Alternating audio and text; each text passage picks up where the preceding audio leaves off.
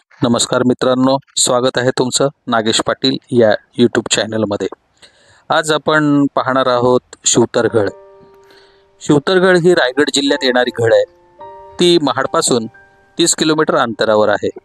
याच्या सर्व बाजूंनी उंच पर्वत असून वाघजाही दरीच्या कुशीत हे ठिकाण आहे। काळ नदीचा उगम याच परिसरात होत असून पुढे ही नदी सावित्री नदीला जाऊन मिळते। काळच्याच काठावर कुंभे, कसबे, आंबे अशा 3 शिवतर वस्त्या आहेत। चहूबाजूनी वेढलेल्या हिरव्यागार झाडाझोऱ्याने झाकून टाकलेल्या डोंगराच्या पोटात शिवतरगड आहे। ह्या घडीला समर्थ रामदास स्वामी सुंदर मठ म्हणत असत। आपण पाहतोय रस्त्याच्या दुतर्फा कशी हिरवीगार झाडी आहे। तसे हे रस्ते नवीनच झालेले आहेत, परंतु या रस्त्याने जाताना निसर्गाने उधळलेला त्याचं सुंदर असं पूर्ण सौंदर्य हे आपल्याला अनुभवायला मिळतं। रस्त्याच्या भोवताली जसे काही डोंगरामध्ये हिरव्यागार केसांमध्ये सुंदर पांढरा माळलेला गजरा, हे धबधबा आपल्याला त्याप्रमाणे त्याच्यामध्ये दिसत असतो।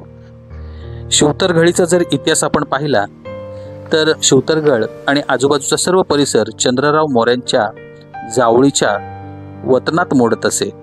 जावळीचे मोरे हे विजापूर दरबाराचे वतनदार देशमुख होते।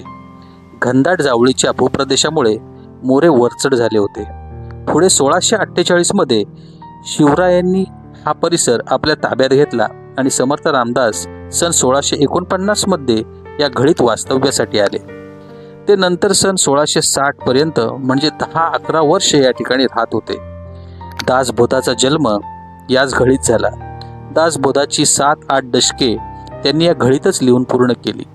सन 1676 मध्ये दक्षिण दिग्विजयासाठी जाताना श्री समर्थांचा आशीर्वाद घेऊनच छत्रपती महाराज पुढे गेले। आजच्या जगाला या घडीचा शोध धुळे येथील विख्यात समर्थ भक्त श्री शंकर कृष्णदेव यांनी 1916 साली लावून दिला। आपण जर बघितलं तर आपण आत्ता सुद्धा इतक्या वर्षानंतर इथून जात असताना इतकी घनदाट अरण्य आणि इतकी झाडं झुडपं दिसतात। तर समर्थ रामदास स्वामी जेव्हा इथे आले त्यावेळची परिस्थिती कशी असेल याचा आपण निश्चितच एक अनुभव घेऊ शकतो। पूर्णपणे अगदी स्वच्छ रस्ता, भोवताली झाडी आणि गाडीतून आम्हाला जाताना त्याचा मोह मात्र आवरता येत नव्हता। त्याबरोबरच इथे आता त्या प्रमाणामध्ये लोकवस्ती देखील मोठ्या प्रमाणात झाली। आपल्याला हे दिसतात, हे पूर्ण वरंद घाटातील सगळे धबधबे आहेत आणि धबधब्यांचे एवढं मोठं दर्शन हे इथून जाताना आपल्याला दिसतं की खरोखर प्रत्येक ठिकाणी थांबून प्रत्येक ठिकाणी फोटोग्राफी करायचा मोह आपल्याला आवरता येत नाही। तसे आम्ही माणगावातून रत्नागिरीकडे जायला निघालेलो, पण पार्कच्या हट्टामुळे आम्हाला शिवतरगड येथे जाण्याचा योग आला। मी तसा 24 वर्षांनी आता शिवतरगडीकडे चाललेलो। शिवतरगड ही पूर्णपणे खुली होती, म्हणजे तिथे कुठलंही बांधकाम नव्हतं ज्यावेळेस मी ते पाहिलं होतं। म्हणजे जवळजवळ मी पाहून आज 24 वर्ष झाली। आपण हे बघतोय किती धबधबे, किती निसर्गरम्य वातावरण आणि त्याच्यातनं हे येणारे धबधबे म्हणजे अगदी केसात माळलेल्या गजऱ्याप्रमाणेच खरोखर दिसत आहेत।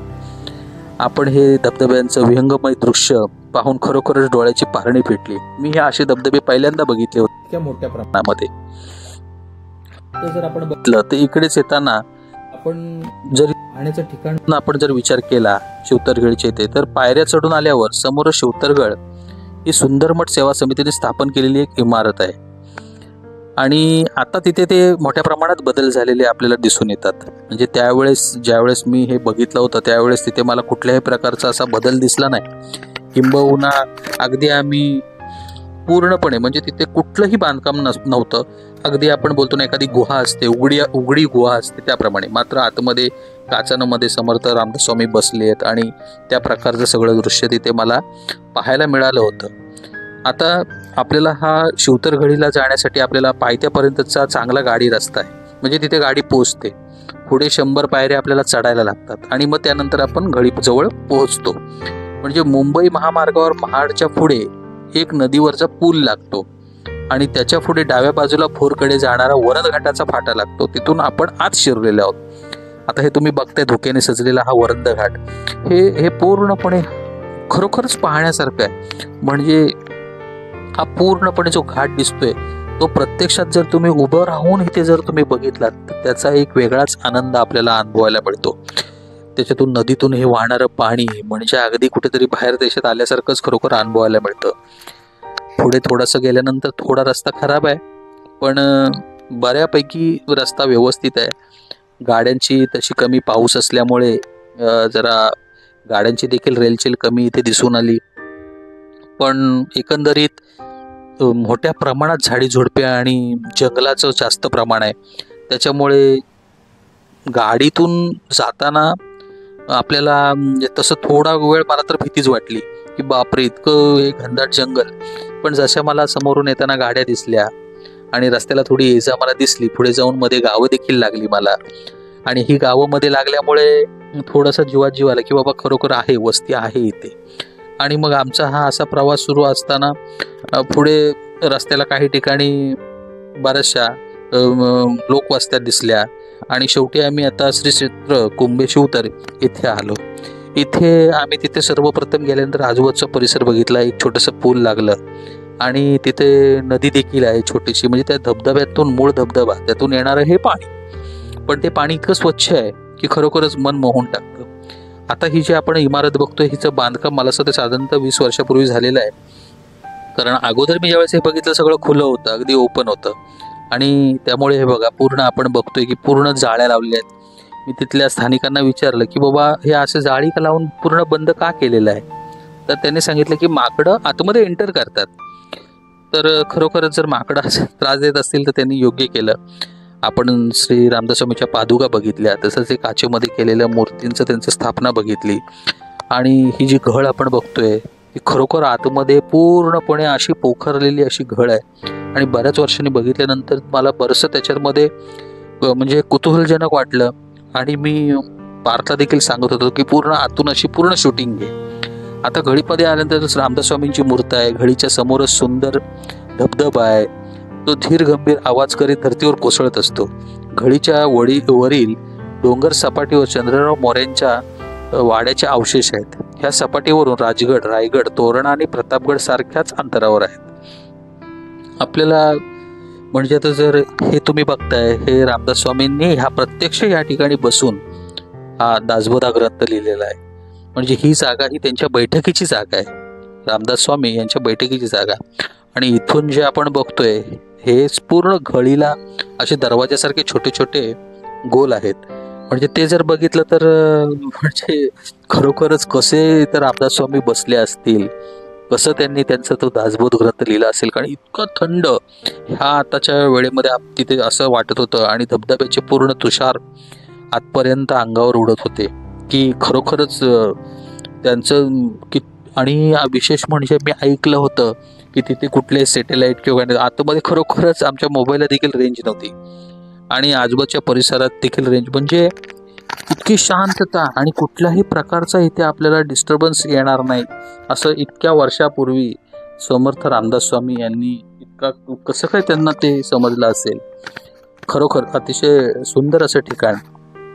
आणि मग तिथून आता म्हणजे पार्थ आणि त्याची आई ती बघण्याची मजा घेते, आणि तिथे थोडंसं आम्ही फोटोशूट देखील केलं. कारण खरोखर अशा ठिकाणी आपल्याला काही गोष्टींची आठवण आपण सोबत ठेवणे गरजेचं आहे. आणि शेवटी मग तिथून आता आम्ही निघण्याचं ठरवलं. जाताना असा हा धबधबा, मन मोहून टाकणारा धबधबा इतका जबरदस्त मनाला मोहत होता, पण तिथे जवळ जाता येत नाही कारण त्याचा स्पीड पण तेवढाच आहे. पुढे आम्हाला हे काही श्लोक दिसले. ह्या श्लोकमधून तुम्ही बघाल की गुप्त संदेश, एक समर्थ रामदास स्वामीच्या प्रत्येक या श्लोकामध्ये गुप्त संदेश आहे. कुठे ना कुठेतरी हा श्लोक वाचत असताना इतक्या वर्षापूर्वी त्यांनी हे गुप्त संदेश त्या श्लोकामधून दिलेले आहेत. म्हणजे श्लोक तुम्ही जर वाचलेत व्यवस्थित तर त्याच्यामध्ये दिसेल, हे बघा, विजापूरचा सरदार निघाला आहे. हे रेड अक्षरात हायलाईट आपल्याला करून त्यांनी समजण्यासाठी दिलेलं आहे. आणि अशा प्रकारचे प्रत्येक श्लोकांमध्ये ज्यावेळेस शिवाजी महाराजांना किंवा अन्य काही संदेश द्यायचे असतील त्यावेळेस अशा प्रकारे श्लोकातून समर्थ रामदास स्वामी देत असत. आणि ही कामगिरी स्वराज्यामध्ये त्यांची मोठी होती. आणि शेवटला अगदी शेवटी आपण जर बघितलं तर हा धबधब्यातून येणाऱ्या पाण्याचा हा मस्तपैकी धबधबा, आणि तिथे काही माकडं देखील मस्त एन्जॉय करत आहेत. हीच माकडे आता तिथे वरती पण आतमध्ये जाण्याचा प्रयत्न करतात, म्हणून त्यांनी ते पूर्णपणे जाळी लावून बंद केलेलं आहे. तुम्ही बघताय धबधबा किती सुंदर आहे. आणि खरोखरच तुम्हाला जर आता हा व्हिडिओ जर आवडला असेल तर खरोखर तुम्ही एकदा शिवतरगडीला नक्कीच भेट द्यायला हवी. आजूबाजूचा परिसर पहा किती सुंदर